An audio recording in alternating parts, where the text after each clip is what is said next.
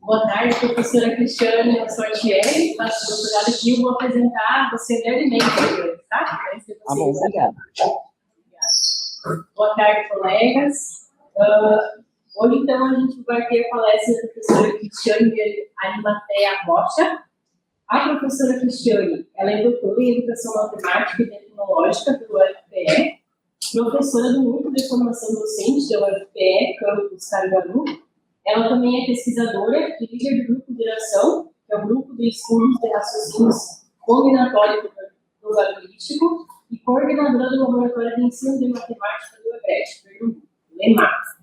Ela possui experiência na formação inicial e continuada de professores que ensinam matemática, e a trajetória dela inclui também uma atuação na educação básica como técnica de ensino e se dedica a investigações que buscam aproximar a pesquisa acadêmica das atividades da sala de aula.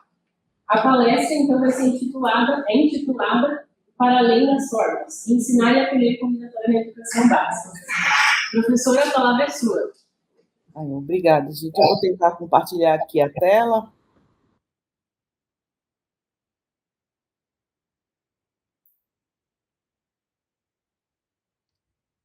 Vocês estão vendo?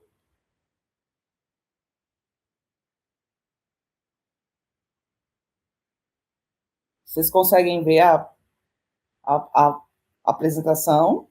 Sim. Obrigada. Então, gente, agradeço aqui pelo convite, é sempre uma honra, um prazer estar divulgando as pesquisas que nós fazemos aqui no Grupo Geração, no LEMAP, na UFPE.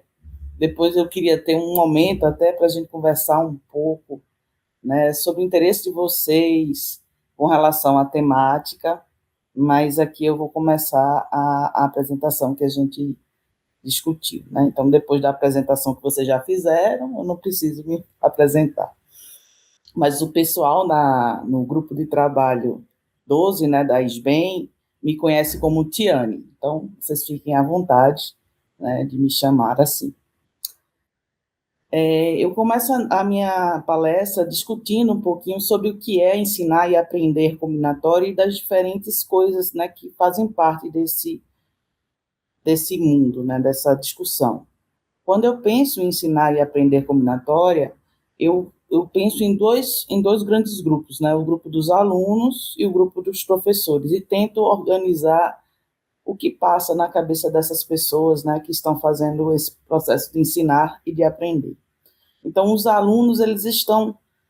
seria interessante que, no processo de aprendizagem combinatória, eles conseguissem discutir, explicitar argumentos, né, atingir amplos níveis de raciocínio combinatório, elaborar procedimentos próprios de resolução. Isso aí seria o nosso ideal. E, do outro lado, os professores, aí, muitas vezes, o primeiro contato que eles têm com combinatória é no ensino médio.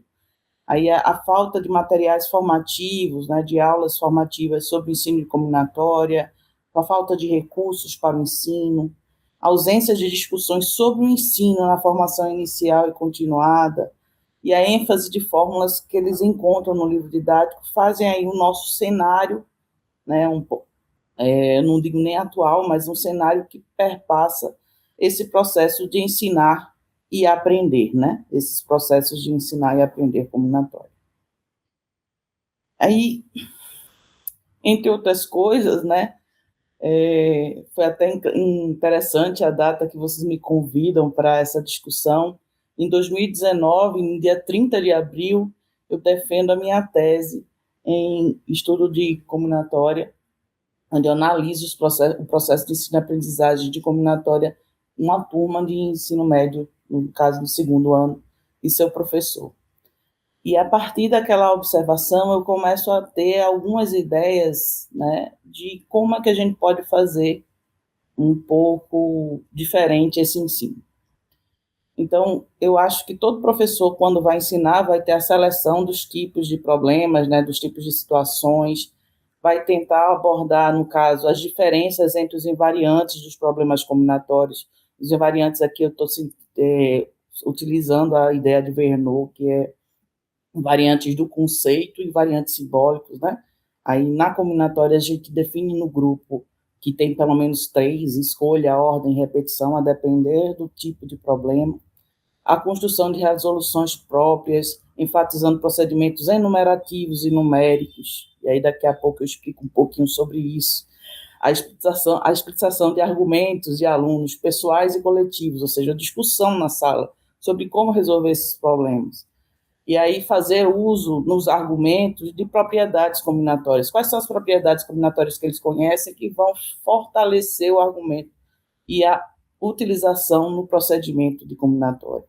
Então, a ideia é que isso tudo favoreça o surgimento de padrões de interação entre professores e alunos e promova, tanto nos estudantes quanto nos professores, a responsabilidade pela resolução dos problemas combinatórios. Aí entenda que essa responsabilidade de quem responsabilidade de resolver problemas combinatórios vai estar nos alunos, né? Porque se estiver no professor resolver, como é que o aluno vai aprender? E aí foi uma das coisas que me fez pensar isso. O professor que eu observei, né, ele não resolvia problemas na sala de aula. Essa função era dos estudantes. Porque ele dizia, assim, na construção do contrato pedagógico dele, que quem aprende é quem resolve, né, os problemas. E ele já sabia, então, os meninos eles tinham a função de resolver esses problemas ao longo das aulas, e o professor apenas comparava essas resoluções, de modo que eles tinham que, ele mediava, né, de modo que eles tinham que justificar os argumentos utilizados nessa resolução. Então, por causa disso, eu acho que a gente tem que modificar, né, quem é que vai resolver o problema combinatório na sala de aula, porque se o professor ele continua resolvendo, então a gente vai aprender por meio de exemplos, e nem sempre os exemplos são suficientes para que a gente aprenda a raciocinar combinatoriamente, né, a discutir a combinatória. Então faz aí 6 anos que eu venho, depois da dissertação, né, depois da defesa da tese, né, discutindo um pouco aí esse processo de ensino-aprendizagem. E aí eu trago algumas coisas para a gente pensar, né? Como é que está o currículo de combinatória?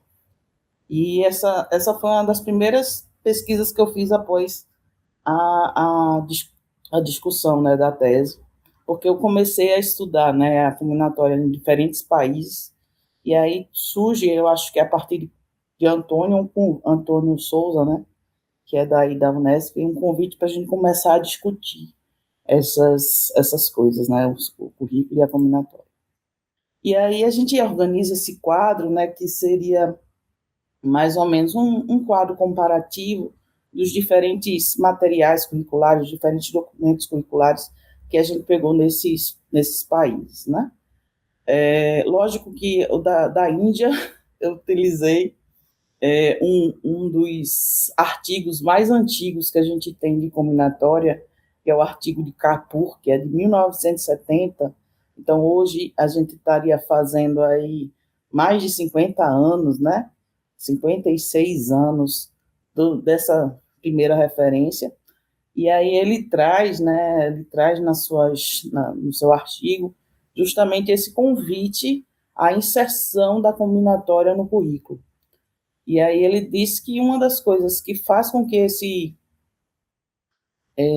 com que a combinatória ela seja assim possível de estar no currículo é essa capacidade que ela tem de não exigir, né, um pensamento como algébrico, né, inicialmente falando, né, para os seus processos de ensino.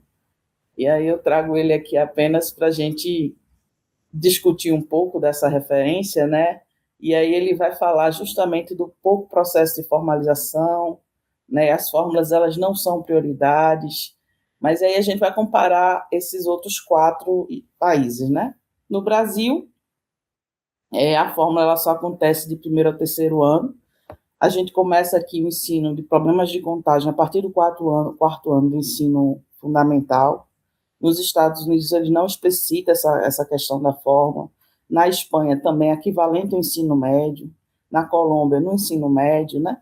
Então, as fórmulas, elas acontecem, né? No fim, né? Nas etapas finais do ensino do ensino básico, né, da educação básica, entendeu? Mas entendam que nenhum deles é taxativo assim a dizer, não, você tem que ensinar a partir de formas. Todos eles constroem, né, uma progressão de aprendizagem desde os anos iniciais, né, trazendo aí a questão de situações, problemas contextualizadas, estratégias diferentes de contagem, organização das possibilidades, generalização e sistematização para aí começar processos de formalização, né? Então, o foco é sempre o desenvolvimento do raciocínio combinatório, às vezes ligados a procedimentos dentro do bloco de números e operações, como aqui no Brasil a gente inicia, né, com problemas de contagem juntos aos problemas multiplicativos, ou matemática discreta, como, por exemplo, nos Estados Unidos, mas isso vai mudando para a relação de combinatória com probabilidade nas outras etapas de ensino. Inclusive, aqui no ensino médio, ele é ligado justamente à estatística e probabilidade, né? Então, a gente vai continuando aqui. Então, ela é sempre um ponto de chegada às fórmulas, né? Então, eu trago esse negócio, essa discussão de para além das fórmulas, justamente por causa disso. Ela é sempre um ponto de chegada e nunca um ponto de partida. Mas quando a gente vai observar aulas de combinatória no ensino médio, porque aí eles já pensam, né? Os alunos, quando chegam no ensino médio, eu digo eles, os professores, e aí não são todos, claro, né?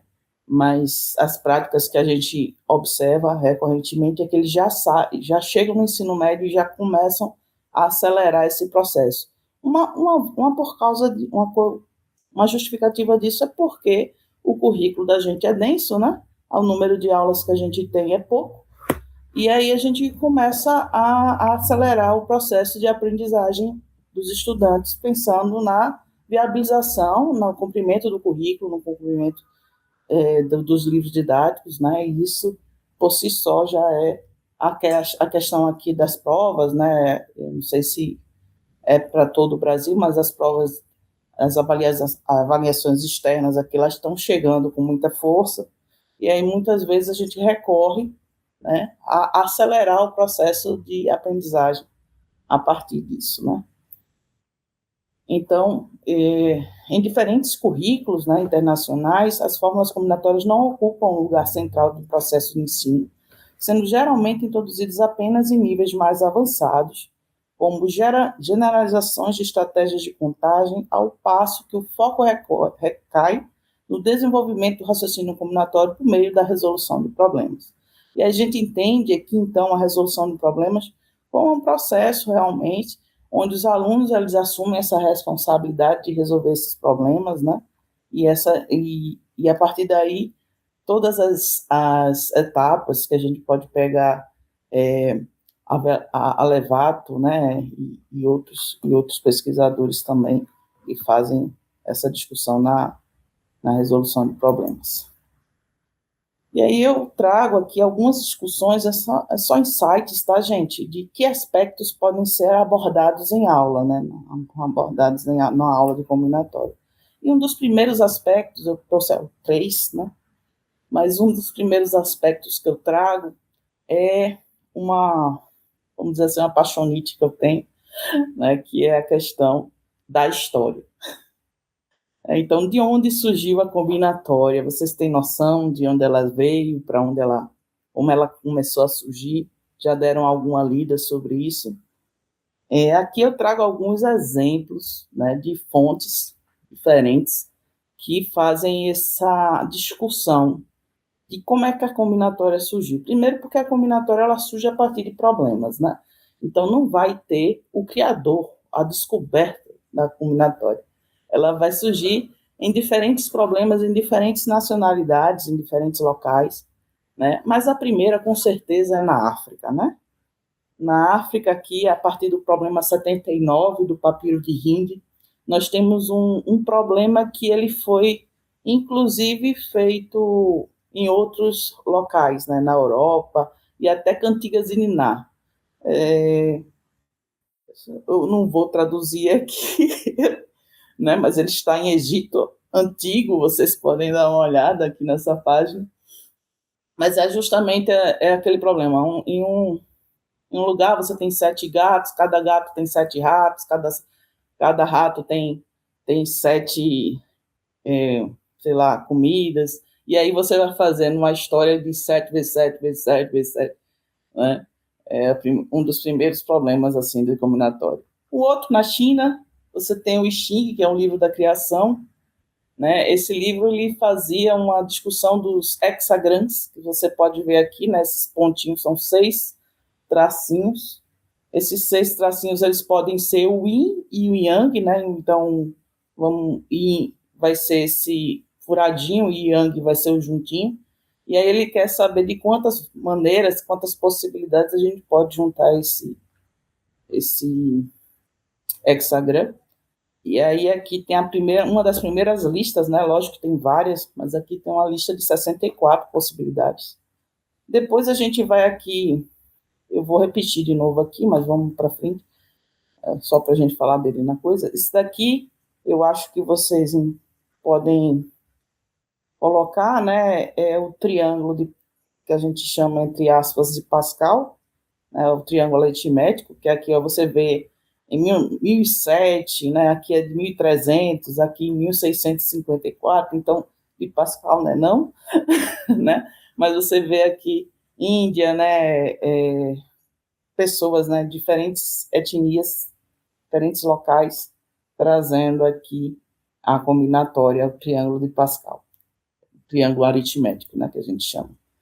E aqui eu vou para os diagramas, né, por isso que eu disse eu ia repetir essa figura. Esse aqui é Ramon Llull, que para ele o mundo, ele tentava explicar o mundo de 1300, ele tentava explicar o mundo por diagramas. Então você vai ter aqui combinações de virtudes, combinações de pecados, onde ele vai fazendo vários diagramas, né, relacionando duas características, duas quantidades. E esse aqui já mais recente, né, 1669, é o Kircher, que ele vai trazendo diagramas enormes, né? Aqui é um diagrama, é um tipo de grafo já, que a gente pode chamar grafos, de 18 e 18, K18 e 18, ele já começa aqui a fazer a relação desses elementos daqui com os outros elementos desse lado. Então, essas imagens, né, elas traduzem um pouco do que eu posso chamar da linha do tempo da combinatória. Então, você tem mais de 2.000 anos, né, mais de 5.000 anos aí, não, vamos lá, no 2000, mais de 3.000 anos, né, trazendo em diferentes momentos pessoas que responderam problemas combinatórios.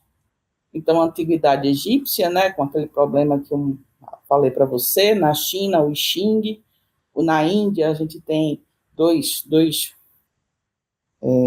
autores, né, que é o Pingala e o Kedara, que eles aí vão fazer a construção silábica da língua, né, a questão na Idade Média, no islamismo, né, no mundo islâmico, as combinações em matemática, astronomia, medicina, religião, né? Na Europa, a gente vai ter o uso nos jogos e na religião. Então, o Ramon Llull, que é aquele do diagrama, ele vai aparecer aqui, né? Que combina atributos divinos, virtudes, diagramas circulares e grafos. No Renascimento, vamos ter a ideia das permutações e da organização. Aqui está o Kircher, né, que foi o último diagrama que eu mostrei para vocês, que é aquele gráfico.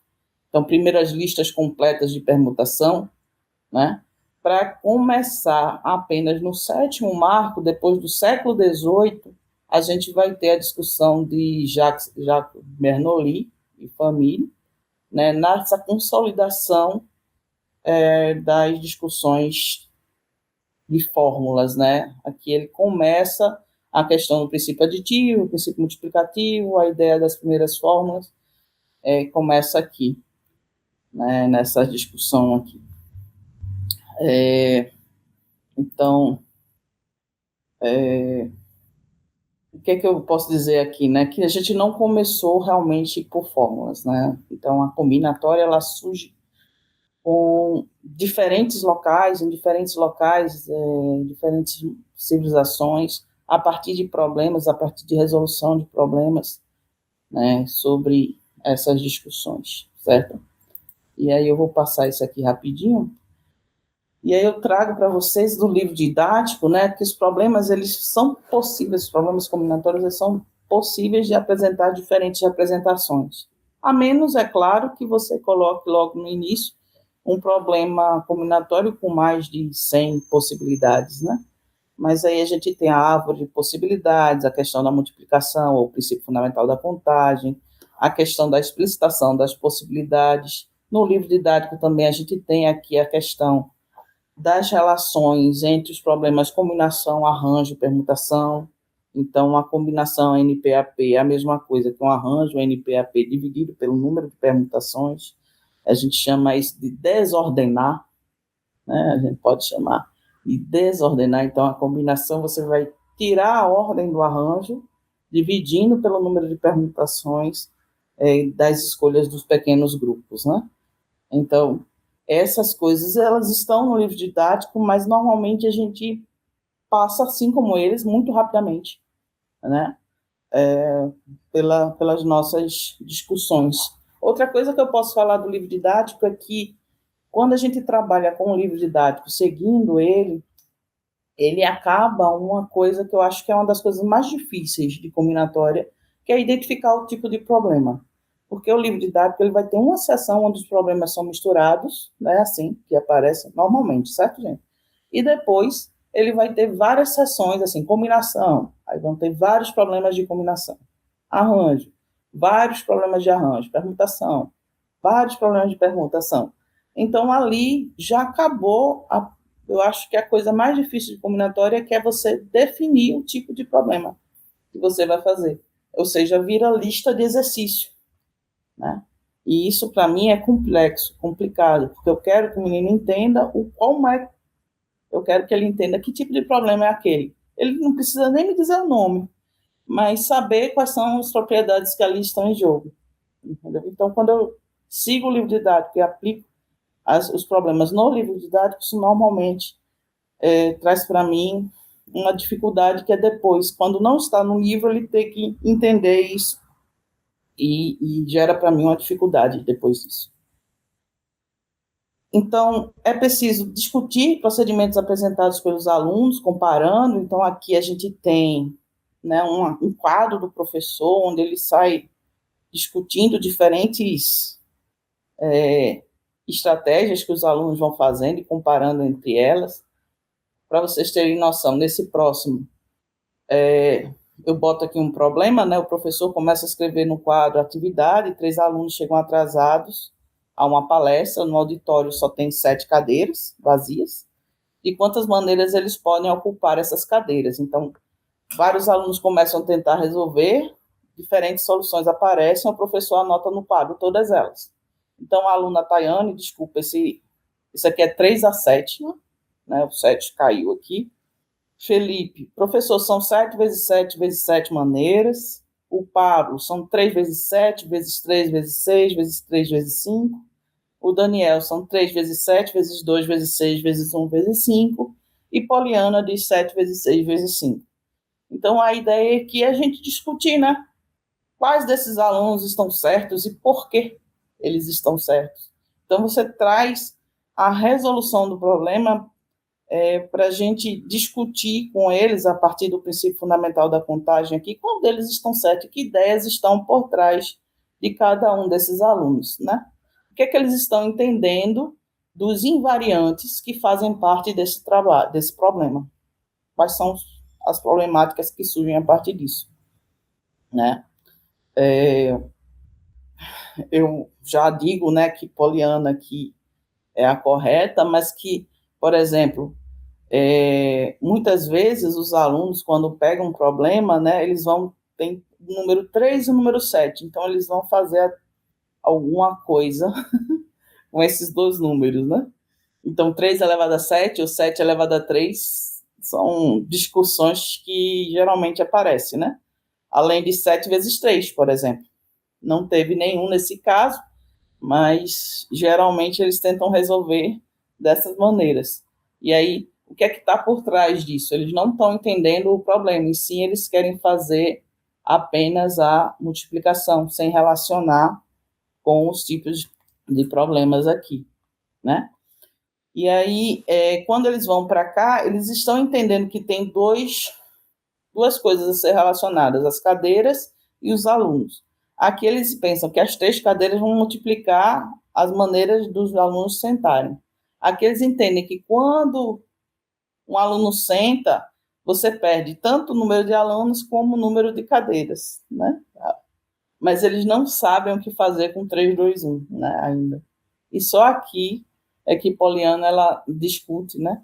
Que aí não precisa ter o número de cadeiras, a gente só vai relacionar as possibilidades de alunos que vão sentar nas cadeiras sobressalentes. Então, aqui para a cadeira 1 tem 7 possibilidades, para a segunda cadeira, já que já sentou 1, tem 6 e 5 possibilidades no seguinte. Outra coisa, discutir enunciados. Essa questão eu coloco sempre para meus estudantes, né? Que é a questão assim, 4 alunos participam de um concurso que serão sorteados 2 jogos eletrônicos. Quantos resultados diferentes podem ser obtidos no concurso? Então, o aluno A dá 4 vezes 3, o aluno B 4 vezes 4, o aluno C ele lista aqui as possibilidades em 6, e o aluno D ele faz 10 possibilidades. E aí eu peço para que eles expliquem a melhor solução e o que é que está por trás de cada uma dessas. Eu já antecipo para vocês um pouco esses resultados. Aqui a gente está em jogo a questão da ordem da repetição, que está aqui nesse problema. A repetição, porque a gente tem que considerar aqui se os jogos eletrônicos são iguais ou diferentes, né? Assim, se os jogos eletrônicos são iguais, não vai variar, né? Ou seja, quem recebeu o primeiro jogo ou o segundo jogo, então a ordem não vai variar. E se o concurso ele aceita ou não que as pessoas elas retomem, ou seja, depois de ser sorteado, depois de Mário ser sorteado, ele retome lá, volte para ser sorteado novamente, entendeu? E aí aqui vai ter a repetição. Então, ordenação e repetição. E aí eu quero que eles entendam onde é que os alunos aqui eles estão trabalhando com a ordenação e onde eles estão trabalhando com a permutação ou com a repetição. Outra coisa são as construções de mapas mentais. Então, isso aqui foi feito na sala de aula lá, na formação inicial de professores, né? Eu pedi para eles construírem vários mapas mentais sobre análise combinatória. Então, eu trago aqui nesse artigo esse mapa mental. E uma das coisas que eu relaciono é quais são as áreas de conhecimento que eles conseguem relacionar com a combinatória. Lógico, isso aqui foi uma atividade que eu queria que eles fizessem, né? Então, que áreas você consegue relacionar a combinatória? Então, biologia, né? Informática, química. Então, você vê que são poucas, né?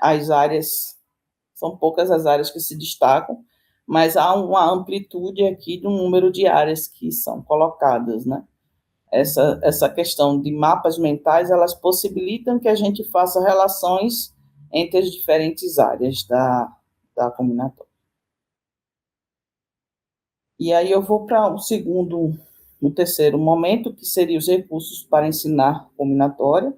Deixa eu ver aqui, meu tempo já está encerrando.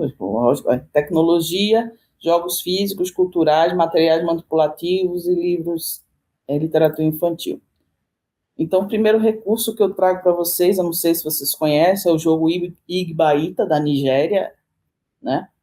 Esse jogo é do povo Igbo, tradicionalmente jogado com conchas, aqueles búzios, certo? Que é as conchas de caule. É um jogo de apostas que consiste no lançamento de 4 conchas. Então, vence quando se obtém todas as conchas na mesma posição ou 2 voltadas para cima e 2 voltadas para baixo. E perde-se caso se obtenha 3 conchas em uma posição e uma em outra. Aí perde a jogada, passando a vez para o próximo jogador.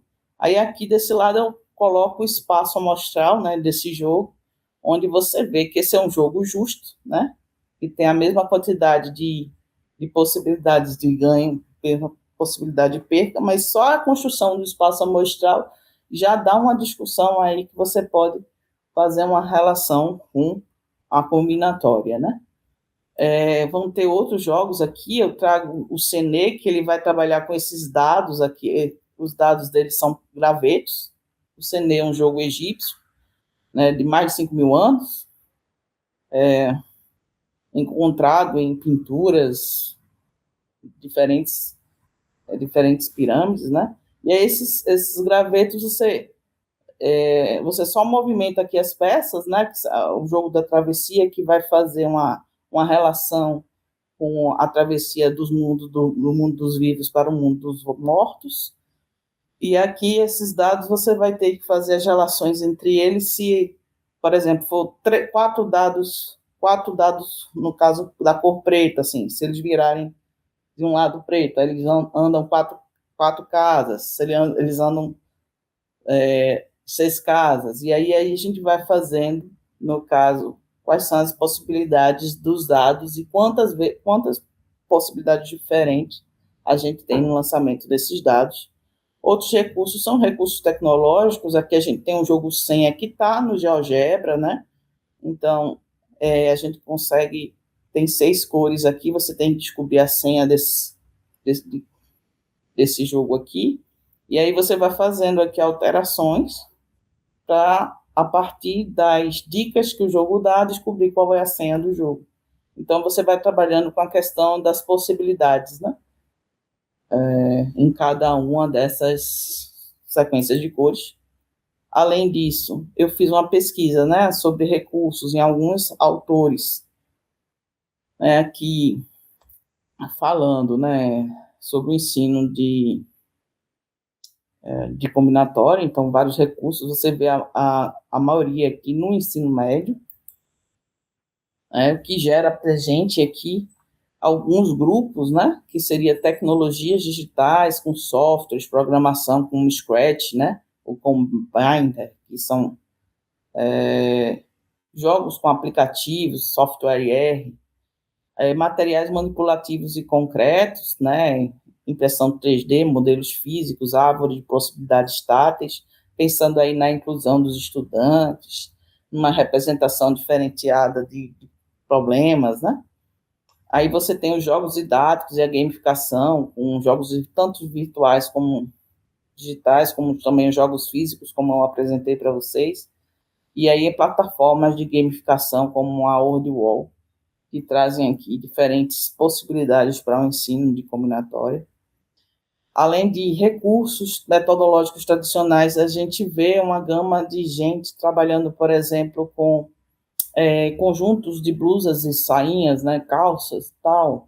Às vezes você trabalha no estudo de Silva mesmo, 2019, ela fez um estudo com crianças da educação infantil, onde ela trabalhou com pecinhas mesmo para você fazer um sanduíche, para você montar um lanche, né, a questão, por exemplo, de você fazer botar um sorvete, montar um sorvete com diferentes sabores. Então, trabalhar com esses materiais de modo a fazer com que as pessoas, né, os alunos, eles trabalhem com a combinatória de maneira concreta, né? E recursos contextuais, que aí seria literatura infantil, Antônio, de novo, Souza, né? Ele fez um artigo comigo para o CELEM, que foi o trabalho a partir da literatura infantil com diferentes tipos de problemas combinatórios. O ovo meu será seu. E aí ele traz um livro e a gente discute a questão do ensino combinatória para a educação, né, dos anos iniciais, no contexto do livro. Isso foi apenas nesses últimos menos de 10 anos, nessas pesquisas, né?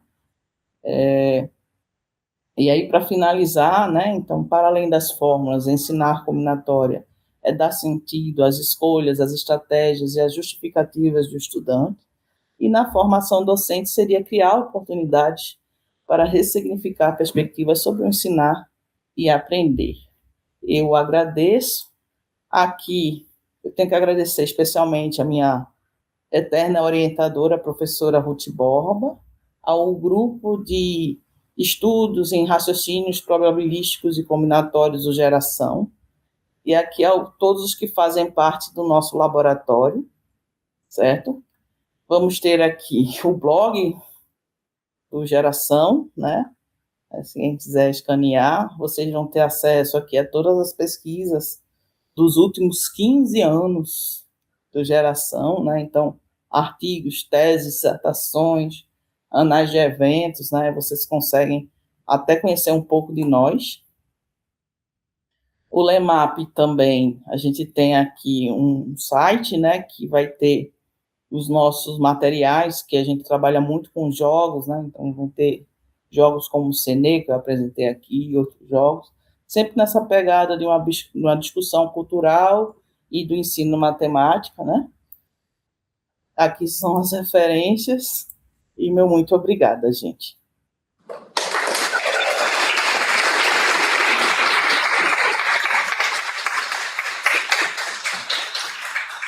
Desculpem, gente, eu sei, falei muito. Obrigada, professora. Agora a gente vai abrir uma rodada de perguntas aqui, tá? Tudo bem? Tá, tudo bem. Certo. Alguém quer tá. Quem for fazer perguntas, se puder vir para frente, fica melhor no áudio para ela ouvir, tá?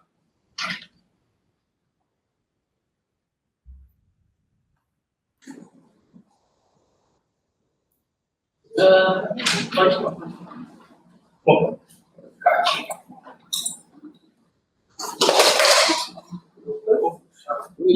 professora, primeiro eu queria agradecer a sua fala e queria dizer que eu achei muito, acho que não é nem uma pergunta, assim, acho que é um comentário, assim, eu achei muito rica a sua fala, porque a senhora traz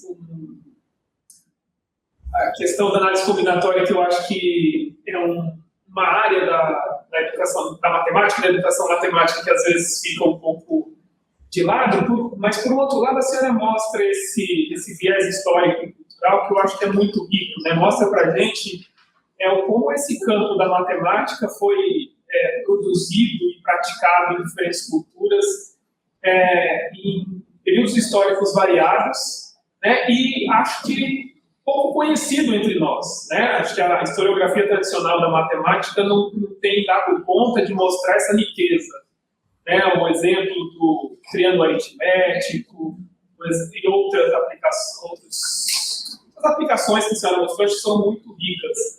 Então, acho que parabenizar pelo trabalho e dizer que eu achei assim, muito rico mesmo. Acho que pude aprender muito nessa tarde ao ouvir sua fala. Realmente muito, muito bacana. Obrigado. Eu sei, Isaac, é incrível, né? Quanta da história da matemática que não chega para a gente, né, na formação inicial e continuada de professores.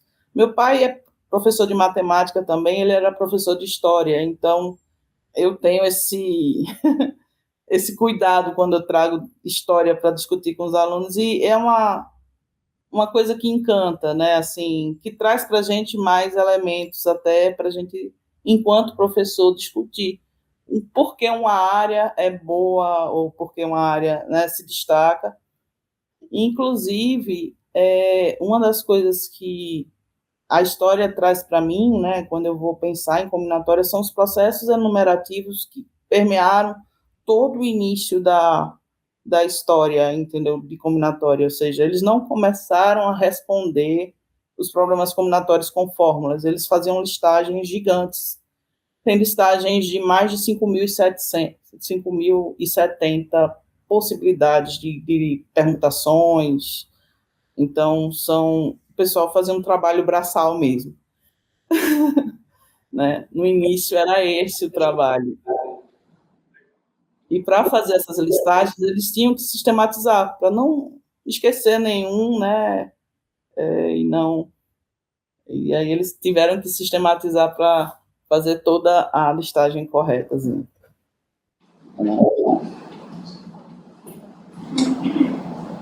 Professora, você me escuta daqui? Sim, sim. Sim. Primeiro, obrigada pela aula, foi muito gostoso com você. Enfim, muito rico mesmo, né? Eu fiquei com uma curiosidade com relação à história da análise combinatória, sobre os processos, assim, se você consegue dizer alguma coisa sobre as diferenças que existiam da análise combinatória enquanto origem, não sei se posso dizer nesse sentido, e a análise combinatória que a gente tem hoje, por exemplo, na escola, mas, assim, pensando um pouco no lugar mesmo de, talvez, de aplicação, não sei se é bem essa ideia, assim, né? Mas eu acho que é um pouco nesse lugar. A combinatória... Já terminasse?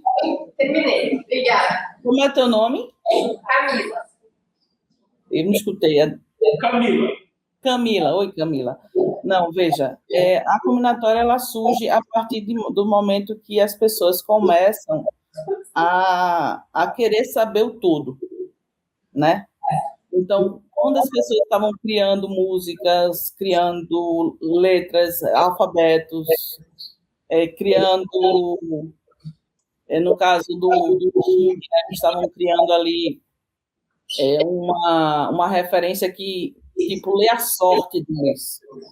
Então, eles queriam fazer relações entre as diferentes coisas, sabores, notas musicais, letras do alfabeto. Então, eles vão querendo fazer isso para listar tudo, para você saber qual é o espaço amostral daquilo, quantas possibilidades para fazer essas relações. Quem vai me encantar muito é o Ramon Lu, né? Que ele vai fazer isso, ele é até o preferido da rainha, que ele vai fazer isso com todas as coisas. E para ele, o pensamento do pesquisador tinha que começar com essas diferentes relações, ou seja, eu tinha que começar, quando eu começasse a pesquisar, eu tinha que saber o todo, né? E aí foi aí que eu disse, não, foi dessa forma que a combinatória ela foi surgindo na história. E ela ganha uma força muito grande, né, na computação, certo? Porque as primeiras coisas que os computadores começaram a fazer para saber a rapidez desse computador era fazer permutações gigantes, né, em pequenos tempos.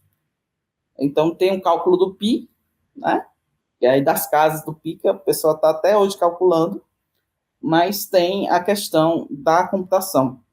Aí eram permutações, as pessoas faziam várias diferentes permutações nos computadores para fazer isso.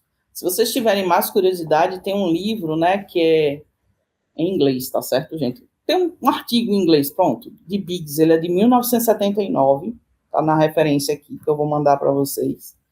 E aí ele faz um apanhado, né, mais inicial aí da combinatória, e tem um livro que são dois autores, deixa eu pegar aqui na referência, a minha cabeça já não está assim tão boa.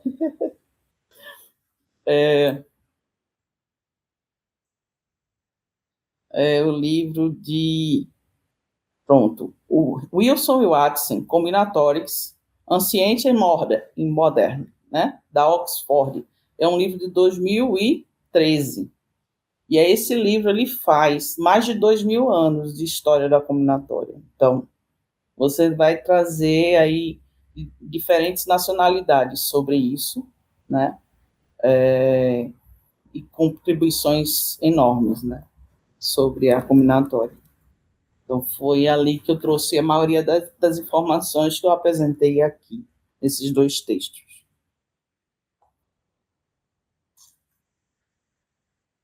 Respondi, Camila? Sim, obrigada. E aí, se eu comparar com o atual, como aqui a gente normalmente não faz uso de fórmula, então, quando você vai para o contexto dentro do livro didático, né, esses contextos eles estão vinculados a pequenas ações do dia a dia, né, que a gente não tem, pelo menos não tem no dia a dia, a querência, né, de listar todas. A gente quer, por exemplo, se você for num restaurante fazer um menu, né, daqueles que é fixo, entrada, prato principal e bebida, e sobremesa. Então, você não vai listar todas as possibilidades do seu lanche, né? Você vai escolher aquilo que mais lhe apetece. Então, não há listagem total, certo? E aí, essa questão de você fazer com que os alunos do atualmente, né? Eles tenham essa noção de, vamos tentar listar todos, e aí eu faço listagens, né, com todos da sala. Então, vamos aqui tentar verificar se a gente esqueceu algum. Eu pego pequenas coisas, lógico, né? Pode ser dentro de um jogo mesmo, de modo que eles tenham essa questão de sistematizar essa contagem, que é uma das coisas que o grupo, né, o Geração, ele tem como essencial, né? Ou seja, a gente tem que ter uma listagem sistematizada, senão vai esquecer algum termo ou vai repetir alguma possibilidade. Pronto. Professora, está me ouvindo? Estou ouvindo. Parabéns pela apresentação, eu me chamo Marcos. A minha pergunta, eu também estudo história, e ao falar de combinatória, no meu mestrado eu estudei sobre probabilidade. E eu gosto muito quando você apresenta, assim, né, trabalhar não a fórmula, mas chegar nesse conceito, né, uma construção. Muitas coisas da matemática a gente é muito assim, né, a gente faz a casa pelo telhado para depois pensar na base. E a matemática é o exemplo mais clássico para isso. A gente sempre faz assim. É um caso ou outro que foge da regra. E na probabilidade, eu fiz uma pesquisa muito nessa linha também. E muito da probabilidade está envolvida com jogos, né? Eu trouxe até jogos também para trabalhar esses conceitos. Só que a minha dúvida que eu queria trazer, não sei se é uma coisa que você trabalha, né?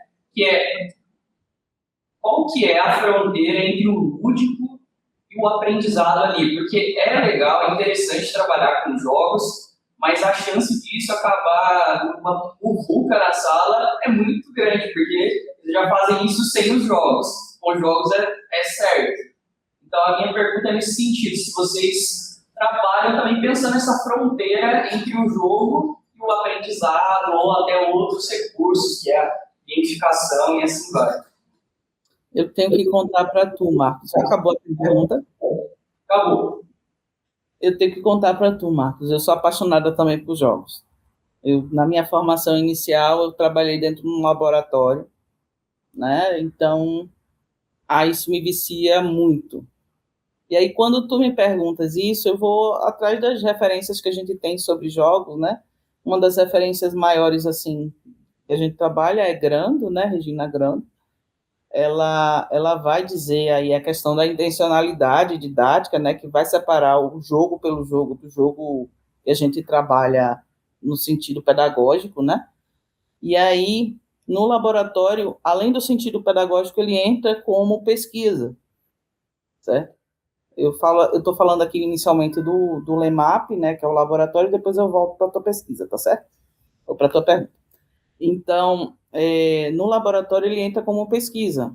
Quando a gente começa a trabalhar o jogo, eu estou querendo trabalhar aspectos culturais do jogo. Então, a gente vai, a partir da lei de 2003, 2008, né, sobre jogos, sobre a perspectiva histórica da África e da indígena dentro da sala, né, dentro da escola. Então, eu começo a pegar os jogos, que é uma coisa que está aí, né? Ou seja, várias pesquisas trazendo jogos, e a gente vai estudar um pouco da Nigéria, né, do Egito, e como é que esses jogos poderiam ser trabalhados lá. Inclusive, a gente teve a visita de Carlos Mucuta, um professor lá de Angola, né?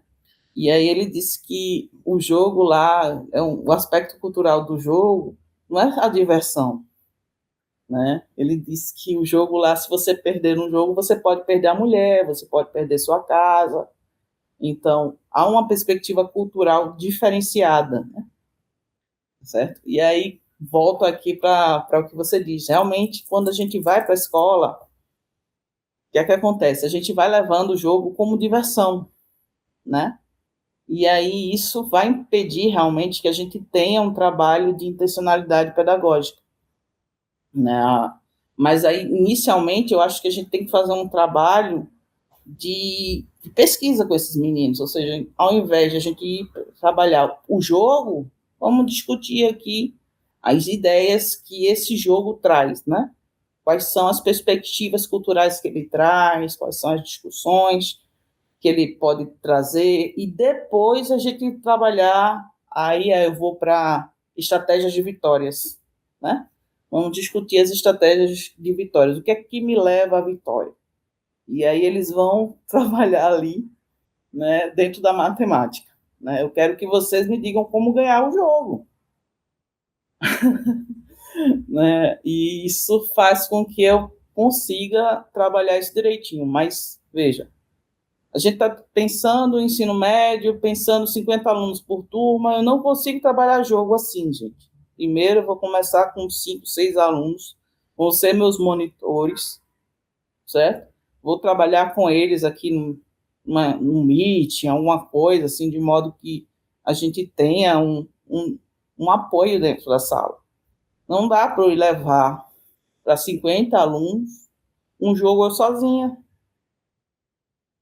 Eu tenho que ter ajuda, e quem vai me ajudar? Os próprios alunos da turma, né? Então, eu trabalho sempre nessa perspectiva de ter monitores para me ajudar nesse desenrolar dessas coisas. E vai ter sempre uma fichinha de exercício, né? Uma coisa que eles vão ter que me responder depois. Não dá para fazer o jogo só levando o jogo. Infelizmente, não dá. Respondi, Marcos? Sim, obrigado, viu, professor? Mais alguém, pessoal? Não, calma, a câmera travou. Professora, a nossa câmera deu uma travada aqui. Desculpa, você não está. Eu quero agradecer. Estava pensando desde que eu vi o título da sua palestra, foi muito interessante para mim, porque eu fiquei repetindo, né, durante toda a minha formação, assim, foi a primeira vez que eu assisti a uma palestra sobre combinatória, e, enfim, eu sempre assisto muito com matemática financeira, funções, outras questões, e foi a primeira vez. Muito obrigada. Isso é único, é difícil, tá? Vamos pesquisar mais sobre combinatórias, gente. Aqui até que tem um grupo, professora, de alunos, né, ligados ao professor Antônio Carlos, que a senhora falou, né, alguns trabalham combinatória e probabilidade. Eu sei, Antônio Carlos é um parceirão. Aliás, foi o convite dele, né, que ele trouxe a senhora aqui, e a gente está muito feliz com essa participação. Eu agradeço mais uma vez, gente. Fico à disposição, tá certo? Só para vocês conhecerem aqui as duas coisas que eu falei para vocês, né? Deixa eu apresentar a tela inteira, já que temos um tempinho. E aí eu mostro aqui, por exemplo, para vocês terem curiosidade, né? Esse aqui é o site do LEMAP, entendeu? Então, vocês têm aqui alguns materiais, né? Jogos produzidos no laboratório, e são fichas, certo? Ele estava cheio aqui, agora que eu vou apresentar não está mais. Mas eles têm vários jogos aqui, várias fichazinhas que a gente pode imprimir e xerocar para trabalhar com os estudantes. A gente fica à disposição também de trabalhar qualquer discussão sobre isso. E nós temos também o blog do Geração, que eu falei para vocês. Aí aqui a gente tem materiais didáticos, né, que aí são pequenos livros didáticos, livros paradidáticos, tem as palestras, tem aqui as publicações em livros, periódicos, tá certo? Em tudo isso aqui disponível para quem quiser, né, e tiver interesse em pesquisar um pouco mais sobre combinatório e probabilidade. E eu deixo aqui meu e-mail, tá certo, Cristiane? arrocha@ufpe.br, para vocês, se quiserem conversar e tirar alguma dúvida, eu fico à disposição.